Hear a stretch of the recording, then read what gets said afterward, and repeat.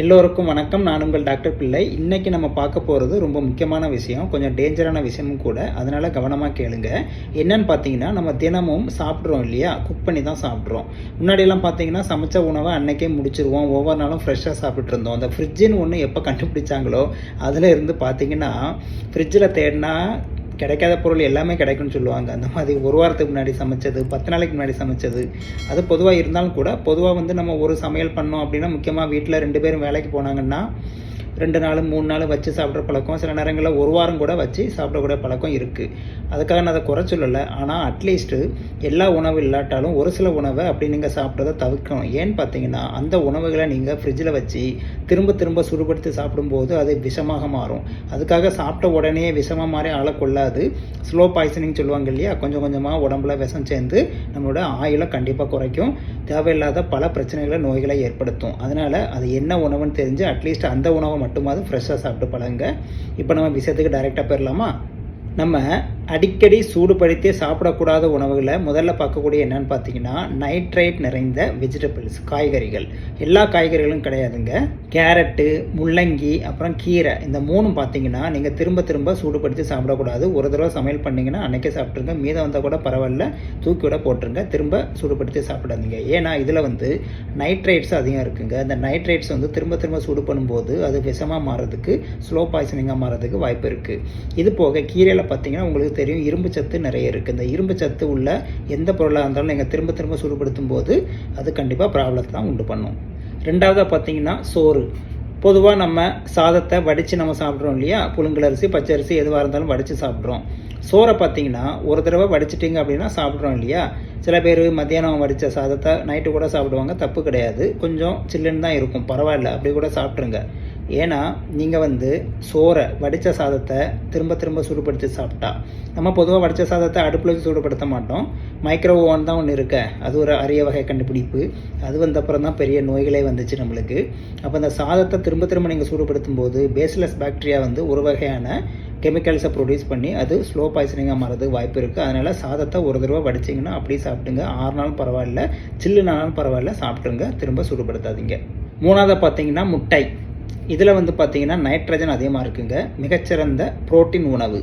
உங்களுக்கே தெரியும், புரோட்டீன் உணவை அதிகமாக சமைச்சு சாப்பிட்டாலே அதில் உள்ள அமினோ ஆசிட்லாம் பிரேக் ஆகி நம்மளுக்கு சத்தே கிடைக்காம போகும்னு சொல்லுவாங்க. இதில் வேறு திரும்ப திரும்ப நம்ம சூடுபடுத்தினா என்ன ஆகும் தெரியுமா, அது கண்டிப்பாக விஷமாக தான் மாறும். நான் ஏற்கனவே சொன்ன மாதிரி விஷம்னா பயந்துடாதீங்க, ஆளை கொள்கிற விஷம். ஆனால் ஒரேடியே கொள்ளாது, கொஞ்சம் கொஞ்சமாக உடம்புல சேர்ந்து செல்ஸை அழித்து நம்மளோட ஆயிலை குறைக்கும். முட்டைன்னு பார்க்கும்போது பொதுவாக நம்ம பாயில்டு எக் இருக்கு இல்லையா, அவிச்ச முட்டையை திரும்ப சூடுபடுத்த முடியாது, அதை பண்ணவும் மாட்டோம். ஆம்லெட் போடுறோம் இல்லையா, அதை சில பேர் ஆறிடுச்சுன்னு சொல்லிட்டு திரும்ப சூடுபடுத்துவாங்க, அதை பண்ணக்கூடாது. நீங்கள் தோசைக்கல்ல போட்டு சூடுபடுத்தினாலும் சரி தான், மைக்ரோ ஓவனில் சூடுபடுத்தினாலும் சரி தான், ரெண்டுமே ஒன்று தான். அதனால் ஆறி இருந்தாலும் பரவாயில்ல, ஆம்லெட்டை அப்படியே சாப்பிட்ருங்க. நாலாவதாக பார்த்தீங்கன்னா சிக்கன்.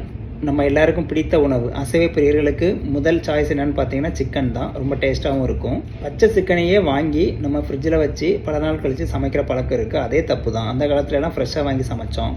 இதில் வேறு குக் பண்ணி ஃப்ரிட்ஜில் வச்சு திரும்ப சூடுபடுத்தி சாப்பிடும்போது முழு பாய்சனாக மாறக்கூடிய வாய்ப்பு இருக்குங்க. ஏன்னா புரோட்டீன் அதிகமாக இருக்குது. இது இல்லாமல் பார்த்தீங்கன்னா வயிற்றில் டைஜஷன் கோளாறு இதெல்லாம் ஏற்படுத்தக்கூடிய வாய்ப்பு இருக்குது. இன்னொரு முக்கியமான விஷயம் சொல்கிறேன், கேட்டுக்கோங்க. சிக்கனை சமைக்கும் போது எப்போவுமே சில பேர் ஹை ஃப்ளேமில் வச்சு சமைப்பாங்க, அதையும் அவாய்ட் பண்ணணும். ஏன்னா இதில் உள்ள புரோட்டீனில் உள்ள அமினோ ஆசிட் பிரேக் ஆக சான்ஸ் இருக்குது, நம்மளுக்கு சத்து கிடைக்காம போயிடும். அது இல்லாமல் ஸ்லோ பாய்சனாக மாறவும் வாய்ப்பு இருக்குது. அதனால் சிக்கனை ஒரு மீடியம் ஃப்ளேமில் நல்லா சமைங்க. ஒரு தடவை சமைச்சிங்கன்னா அன்றைக்கி சாப்பிட்டு முடிச்சிடும். இதுக்கு ஃப்ரிட்ஜில் வச்சு மறுநாள் சூடுபடுத்தி சாப்பிட்டு நோயை உண்டு பண்ணணும் இல்லையா. சும்மா பக்கத்து வீட்டில் கொடுங்க, யாருக்குனாலும் கொடுங்க, எல்லோரும் சேர்ந்து சாப்பிட்டு என்ஜாய் பண்ணலாம்.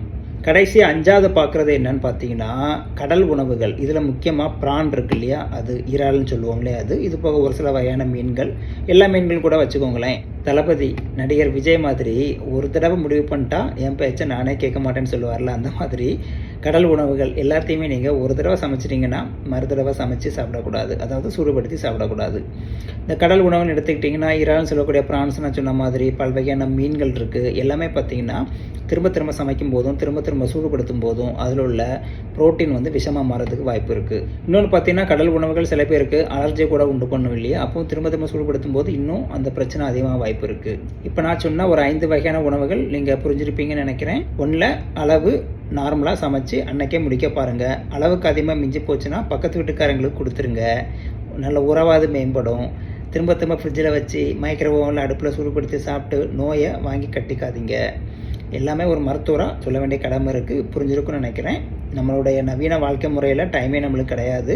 அதுக்காக எல்லா உணவும் அப்படி ஸ்லோ பாய்சனாக மாறாது இல்லையா? எதாவது நல்ல உணவோ அதை வச்சு கூட சாப்பிடுங்க, பிரச்சனை இல்லை. ஆனால் நான் சொன்ன அந்த 5 உணவு மட்டும் எந்த காரணத்தை கொண்டும் திரும்ப திரும்ப சூடுபடுத்தி சாப்பிடாதீங்க. முடிஞ்ச வரைக்கும் ஃப்ரெஷ்ஷாக சமைச்சு சாப்பிடுங்க. டைம் இருக்கும், மனம் இருந்தால் மார்க்கம் உண்டு. என்ன ஒரு 1/2 மணி நேரத்துக்கு முன்னாடி அலாரம் வச்சு எந்திரிக்க வேண்டியதுதான், அவ்வளோதான் இல்லையா? ஃப்ரெஷ்ஷாக சாப்பிடுவோம், ஆயிலை கூட்டுவோம். முக்கியமாக நம்ம வீட்டில் குழந்தை குட்டிகளுக்கெல்லாம் நம்ம இந்த உணவு தானே கொடுக்குறோம் இல்லையா? அதுக்காகவாது நம்ம இதை மனசில் வச்சுட்டு ஃப்ரெஷ்ஷாக சமைச்சு குழந்தைகளுக்கும் கொடுங்க, நீங்களும் சாப்பிடுங்க, ஆயிலோடி வாழுங்க. மீண்டும் அடுத்த வேளையில் சந்திக்கலாமா? அதுக்கு முன்னாடி வழக்கம் போல லைக்கு, சப்ஸ்கிரைபு, ஷேர் பண்ணி விடுங்க. உங்கள் எண்ணங்களை கமெண்ட் பாக்ஸில் போடுங்க, டவுட்டை கமெண்ட் பாக்ஸில் போடுங்க. மீண்டும் அடுத்த வீடியோவில் சந்திக்கலாம். நன்றி, வணக்கம்.